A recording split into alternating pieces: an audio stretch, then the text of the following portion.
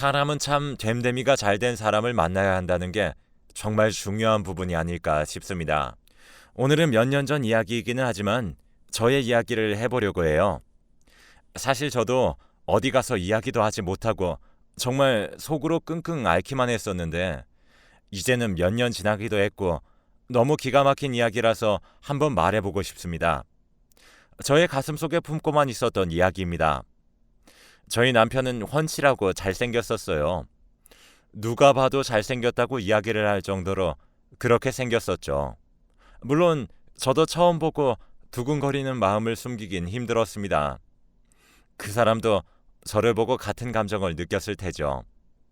하지만 저는 옛말이 틀린 게 없다고 생각을 하는 사람이었고 그 사람을 보고 잘생겼고 설레기도 했지만 내 사람은 아니라고 생각을 했었죠. 흔히 말하는 얼굴값 한다고 하잖아요. 그래서 그런지 저는 내키지 않았습니다. 그런데 점차 하는 짓을 보면 마음이 안 갈 수가 없더라고요. 처음에는 남편이 먼저 이야기를 건넸고 그리고 나중에는 제가 훨씬 더 많이 좋아했습니다. 그렇게 저희는 연애를 시작했습니다. 물론 남편에게 여자가 없었던 것은 아닙니다. 잠시의 바람은 있었지만 저는 그걸 모른 척하고 넘어갔죠. 결국에는 저에게 돌아왔으니까요. 그때 이후로 다시는 이런 일이 없을 거라 생각을 하며 그렇게 저희는 결혼을 했습니다. 막상 결혼을 하려고 보니 남편은 부모님도 없었고 정말 혼자더라고요. 사람을 참 좋아하는 사람이었는데 그 이유도 알 수 있었습니다. 어릴 때부터 워낙 어렵게 커서 그런지 사람의 품이 그리웠다고 해야 할까요? 사람들이 늘 저희를 보면서 하는 소리가 저는 약간 엄마 같고 남편은 아들 같다는 소리를 많이 했었어요. 그 정도로 저는 이 사람에게 유일한 사람이라 생각을 했고 엄마 같은 존재라고 생각을 했습니다. 저도 젊을 때는 칼같이 끊고 했었는데 이 사람을 만나고 많이 변했던 거죠. 그렇게 결혼을 하고 아이까지 낳고 저희는 잘 살고 있었습니다. 철이 없기는 했지만 나름 돈도 벌어다 주고 그렇게 좀 착실하게 살았죠. 아이가 어렸을 때는 아이가 좋아서 늘 집에도 빨리 들어오고 그렇게 저희는 나름 행복하게 살았습니다. 하루하루 살아가면서 가정의 안정감을 느끼며 살아가는 듯 했죠. 그리고 남편도 점차 안정이 되는 듯 했고 철이 없어 보이기는 했지만 아빠가 되었다는 자부심이 있었어요. 하지만 그건 오래가지 못했습니다. 자신이 다니고 있는 회사의 신입사원과 바람이 났던 것이죠. 그것도 철저하게 관리를 하면 모를까 참 허술한 사람이었습니다. 동료가 눈치채고 저에게 말해준 것이죠. 아이 없고 바로 회사로 뛰어갔고 그 여자의 머리채부터 잡았습니다. 남편이 소식을 들었던지 불이 나게 달려오더라고요. 잘못했다고 회사에서 싹싹 빌고 그 여자도 싹싹 빌었습니다. 전에 바람 피운 전적이 있어서 그런지 저에게는 익숙했고 그저 돌아오기만 하고 가정을 지키면 된다고 생각을 했었습니다. 아이 같은 남편이었기에 제가 잡아줘야 된다고 생각을 했고 그렇게 싹싹 빌길래 저는 그쯤 해뒀어요. 어떻게 보면 그때 생각을 해도 제가 좀 정신 나갔던 것 같네요. 남편을 많이 좋아하기도 했고 철없는 행동이라고 생각하고 제가 조강지천이 아무데도 못 간다 생각을 했었던 모양입니다. 가정도 지켜야 했었고요. 그렇게 두 번째의 바람도 넘어갔습니다. 그 후로 저에게 얼굴을 들 수 없어서 회사를 못 다니겠다고 하더라고요. 그만둘 거라고 시위를 하는데 다음 날부터 출근을 하지 않는 것이었죠. 참 기가 찼습니다. 아이처럼 드러 누워버리는데 아들이 오히려 더욱더 듬직하더라고요. 참 아이 같았던 남편, 생각도 없었던 남편. 그렇게 저는 남편에게 아이를 맡겼습니다.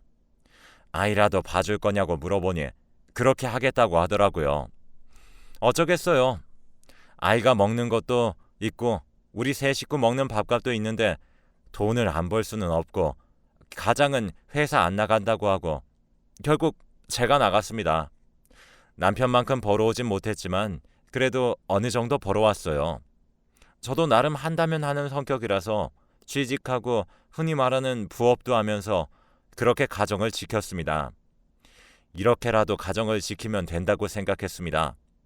남의 집은 남편이 술 먹고 때리고 한다고 하는데 저희 남편은 제 말은 어느 정도 들어먹는 사람이었거든요. 그렇게 몇 년이 흘렀습니다. 아이의 케어는 늘 남편이 하고 있었습니다. 그래도 나름 자기가 집안일 한다고 청소도 해두고 빨래도 해뒀습니다. 아이를 데리러 왔다가 데리고 오고 그런 일들은 잘 하더라고요. 제가 시킨 일은 잘 하는 사람이었죠. 그러던 어느 날 몸이 너무 안 좋은 날이 있었습니다. 정말 머리 핑핑 돈다고 하는 말이 맞더라고요. 계절이 바뀌는 시기였고 환절기라서 그런지 몸도 으슬으슬 안 좋더라고요. 저도 나이를 먹어가는 건지 그날따라 영 몸이 좋지 않았어요. 결국 회사에다가 말을 하고 조퇴를 했죠. 그렇게 집에 들어갔는데 신발 하나가 더 보이더라고요. 처음에는 믿기지 않아서 이게 내 신발인가 싶었습니다. 여자의 신발이었거든요. 그렇게 안방으로 들어가니 남편이 딴 여자랑 함께 있더라고요. 바로 들고 있던 가방부터 집어던졌고 남편이랑 여자 둘 다 깜짝 놀라서 저를 쳐다봤습니다. 그리고 남편은 또다시 찾아와서 손이 발이 되도록 빌기 시작했죠. 그때도 참 웃겼던 게 남편이 먼저 와서 무릎 꿇고 싹싹 비는데 여자가 어리둥절해 있으니까 얼른 와서 빌으라고 막 시키더라고요. 그런 거 보면서 저는 또 바보같이 그래도 얘는 나밖에 없구나 싶었습니다. 그냥 스쳐가는 인연이라고 나는 당신밖에 없다고 이야기를 하는데 또 그 말을 믿었어요. 싹 정리하겠다는 그 말을 믿었죠. 남편은 빌기를 정말 잘하는 사람이었어요. 그날 욕하고 난리를 쳤었습니다. 벌써 세 번째 바람의 목격이기에 이번에는 조금 더 강하게 보여줘야겠다 생각을 하고 집 밖으로 쫓아냈습니다. 겨울이었는데 두꺼운 옷 하나 없이 쫓겨났던 남편. 그렇게 남편은 딴 데도 가지 않고 집 앞에서 저를 기다리더라고요. 또 그게 마음이 약해져서 새벽 4시쯤 감기 걸릴까봐 열어줬습니다. 진짜 한 번만 더 하면 이혼이라고 그렇게 이야기를 했습니다. 거의 한 달간의 냉전을 가지고 그렇게 풀어졌습니다. 참 이렇게 보니 제가 바보 같네요. 처음에 직감이 맞았는데 그걸 이기지 못하고 이 사람을 만나서 저는 그렇게 남편이 아니라 아들처럼 그렇게 키웠습니다. 바람을 혼내서 잡았고요. 돈도 벌어 오지도 않았어요. 그래도 그 사람 좋다고 생각을 하고 붙잡고 늘어졌습니다. 술도 안 먹고 때리지 않았으니까요. 지금 생각해보면 그런 것도 너무 당연한 건데 저는 이 사람밖에 없어서 그런지 그런가 보다 하고 다 넘어갔었어요.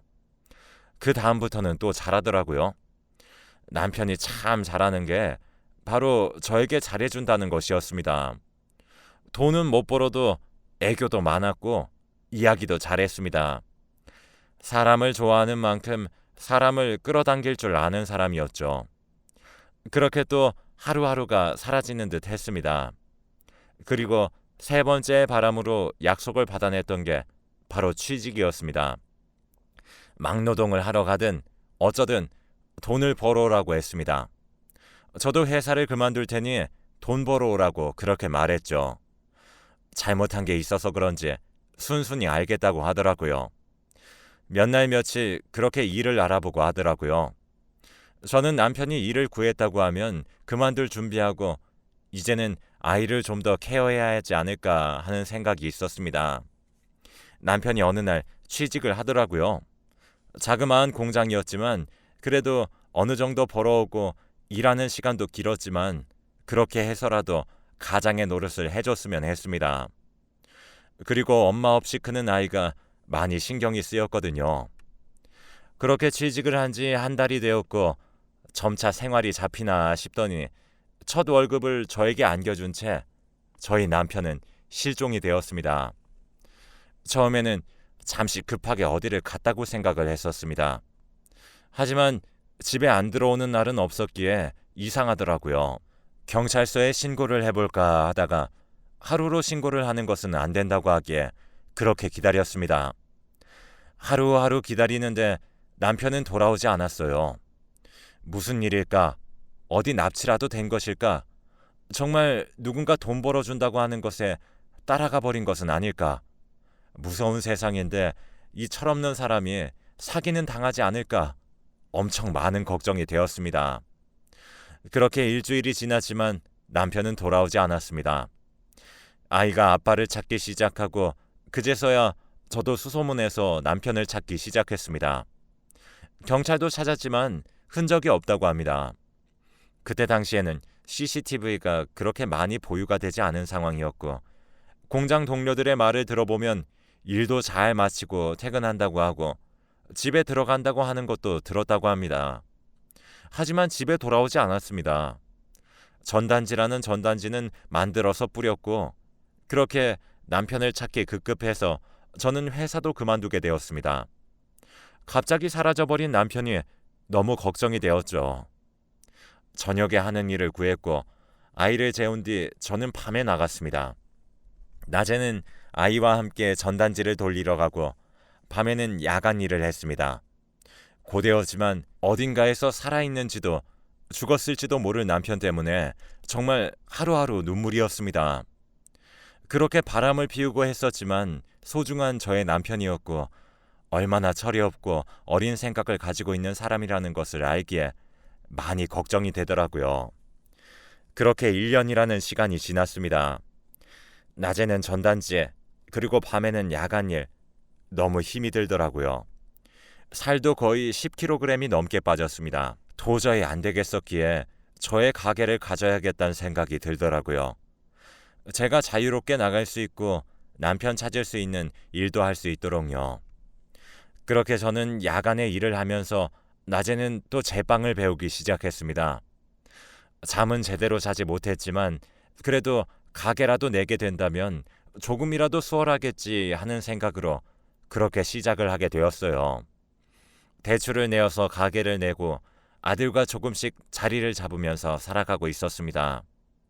물론 남편은 그때까지도 소식이 없었고 저는 계속해서 그를 찾아 헤맸죠.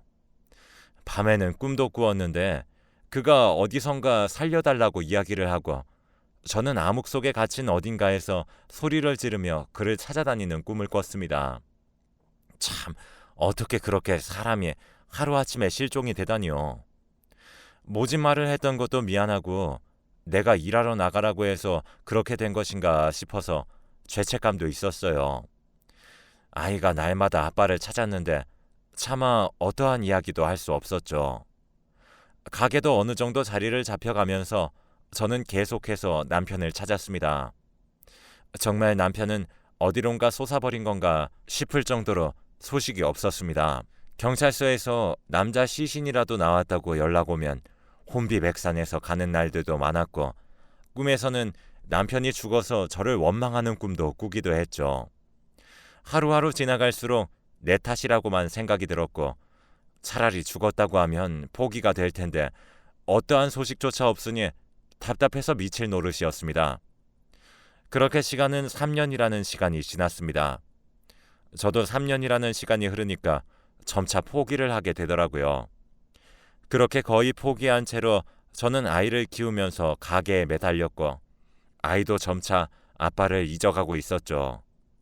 3년은 진짜 계속해서 찾았고 결국 2년이라는 시간은 전단지만 의무적으로 돌릴 뿐 돌아온다는 기대는 하지 못했던 것 같습니다. 하지만 저 때문이라는 생각에 놓을 수도 없었고 하루하루 악몽에 시달리면서 그렇게 살고 있었습니다. 그러던 어느 날이었어요. 오랜만에 친구랑 연락이 닿아서 이야기를 하는데 저의 결혼식도 참가를 했던 예전 친구가 죽었다는 겁니다. 그것도 교통사고로 말이죠. 그동안 남편 때문에 정신도 못 차리고 결혼하고 거의 못 보다시피 했었는데 정말 예쁘고 잘 사는 친구였고 능력도 있는 친구였거든요. 남편과도 함께 본 적이 있었는데 그렇게 그 친구가 갔다고 하니 정말 씁쓸했습니다. 사람 가는 게 이렇게 순서가 없구나 싶기도 하고 저희 남편은 살았는지 죽었는지 알 길이 없으니 더욱더 답답했죠. 그날 그 친구를 생각하면서 참 많이 울었고 남편도 생각나서 많이 울었어요. 그럴 때마다 달래주는 우리 아들, 어느덧 커서 저를 달래주기까지 하더라고요. 그렇게 하루하루 버티다시피 살았습니다. 혹시라도 살아있다는 희망은 끝까지 버리지 않았어요. 그가 돌아가게 된다면 더욱더 잘해줘야지 하는 생각으로 그렇게 버텼습니다. 물론 안 돌아온다는 가능성이 크다는 걸 알고 있었지만요. 시신이라도 찾고 싶었습니다. 그렇게 한 달 정도 지났을까요? 거짓말처럼 저희 가게 앞에 남편이 나타났습니다. 진짜 산거지꼴을 하고 말이죠. 살도 많이 빠졌고 못 알아볼 뻔했는데 그가 제 이름을 부르는 것에 모든 것이 멈췄습니다. 저의 이름을 힘없는 목소리로 부르는데 저는 남편의 목소리를 듣자마자 가게 앞을 치우려고 가져갔던 빗자루도 모두 다 던져두고 그렇게 남편에게 가득 안겼습니다. 혹시라도 꿈일까, 놓치지는 않을까, 없어지진 않을까 하는 생각으로 그렇게 가득 껴안았습니다. 꿈이 아니더라고요. 몇 년 동안 그렇게 잊고 있었던 그의 채취에 그대로 느껴졌습니다. 며칠을 씻지 못한 건지 냄새가 나는 것도 저에게는 현실적으로 받아들여지더라고요. 그런 냄새조차 좋았습니다. 기적도 그런 기적이 없었어요. 거의 6년 만이었습니다. 어느 날 갑자기 사라졌고 어느 날 갑자기 나타난 남편. 그렇게 저는 남편을 집으로 들였고 일단 냄새가 너무 나니 씻으라고부터 했습니다. 그리고 그 사이에 밥을 차렸고 가게를 닫고 집으로 들어왔죠. 어떻게 된 거냐고 물어봐도 답이 없었던 남편. 그렇게 일단 밥부터 주는 게 맞는 것 같아서 집에 있는 모든 반찬들을 꺼내어 밥부터 시작했습니다. 어느 정도 다 차리고 나니까 남편이 슬그머니 나오더라고요. 씻고 나니 그나마 깨끗해 보였습니다. 예전에 얼굴이 보였는데 살짝 나이가 든 게 보이더라고요. 자그마치 6년이라는 시간이었으니 당연하게 변했겠다 싶었습니다. 그렇게 앉아서 밥을 먹기 시작하는데 밥 먹는 동안은 물어보지 않았죠. 그냥 그 상황들이 모두 다 꿈만 같았어요. 그동안 마련했던 집부터 시작해서 가게까지 전부 다 보여주고 싶었습니다. 당신이 돌아올 곳은 여기라고. 그렇게 밥을 다 먹고 그는 말을 시작했죠. 집으로 돌아가는 중간에 누군가에 의해 자신이 어디론가 끌려가더니 산속이었고 어디인지도 몰랐다고 해요. 일을 시키기 시작하는데 말도 안 통하는 외국인들이었고 그저 일을 하지 않으면 혼을 냈다고 합니다. 그래서 어쩔 수 없이 일을 했고 탈출도 하지 못하게 했으며 경비가 삼엄했다고 하죠. 한마디로 정말 팔려갔던 것입니다. 그리고 몇 년째 일을 하던 중에 어느 날 경비가 느슨한 날이 걸렸고 그렇게 도망쳐서 나왔다고 합니다. 그동안 저와 아이가 너무 보고 싶었다며 그렇게 이야기를 하더라고요. 화가 진짜 많이 났었습니다. 얼마나 무서웠고 왜 사람을 그런 곳에 가뒀으며 그런 악질들은 사라져야 한다고 생각했습니다. 제가 지내온 6년간의 시간도 지옥이었으니까요. 그래서 바로 말했습니다. 또 언제 그런 상황이 닥칠 줄 모르고 도망갔다는 것을 알면 또 찾아올지도 모른다. 그곳이 어디냐? 신고하자. 그렇게 이야기를 했죠. 하지만 다시는 엮이기 싫다고 하면서 손사래를 치더라고요. 아무래도 그때 받은 충격이 그대로 있나 싶어서 일단 그날은 넘어갔습니다. 근데 아무래도 걱정이 되더라고요. 혹시라도 또다시 남편이 없어지면 어떻게 하지 싶었습니다. 너무 걱정되고 다시는 이런 일들이 없었으면 하는 바람으로 다시 한 번 더 남편에게 이야기를 꺼내봤어요.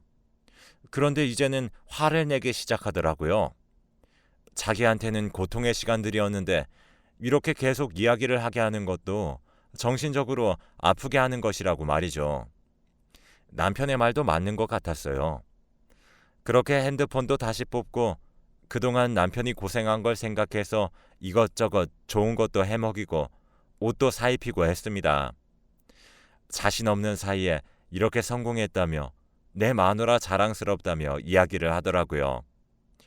그렇게 몇 달이 지나갔습니다. 남편은 당분간 쉬었습니다.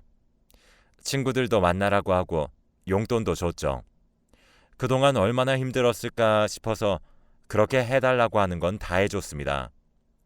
그냥 건강하게 돌아와 준 것만으로도 아주 고마운 일이었죠. 그런데 어느 날 남편이 씻고 있을 때 남편의 전화기가 엄청 울리더라고요. 문자 같은 것이 계속 오는 것 같았는데 순간 무언가 무섭더라고요. 혹시라도 그때 납치했던 조직이 남편의 연락처를 알고 연락 온 것은 아닐까 하면서 말이죠. 떨리는 손으로 그렇게 남편의 핸드폰을 뒤집었는데 문자 메시지로 이러한 내용들이 오고 있더라고요. 네 마누라 진짜 멍청이 중에 멍청이다. 어떻게 그 말을 믿지? 빵가게 성공했다던데 정말 부럽다. 하는 내용. 그 후로도 입에 담을 수 없는 말들. 그렇게 저는 핸드폰 비번을 풀었습니다. 단순한 남편은 패턴이 쉽거든요. 충격적이었던 내용. 씻고 나오는 남편에게 이 내용이 무엇인지 물어봤습니다. 그러자 남편이 바로 무릎을 꿇더라고요. 그냥 친구에게 그동안 있었던 일을 말하기가 쪽팔려서 그냥 어디서 잘 살고 있었다고 말했다고 합니다. 하지만 내용들은 그게 아니었거든요. 앞뒤 내용이 전혀 맞지 않았고 저는 큰 소리 쳤습니다. 지금부터 똑바로 대답 안 하면 다 죽여버릴 거라고 말이죠. 그제서야 벌벌 떨면서 말합니다.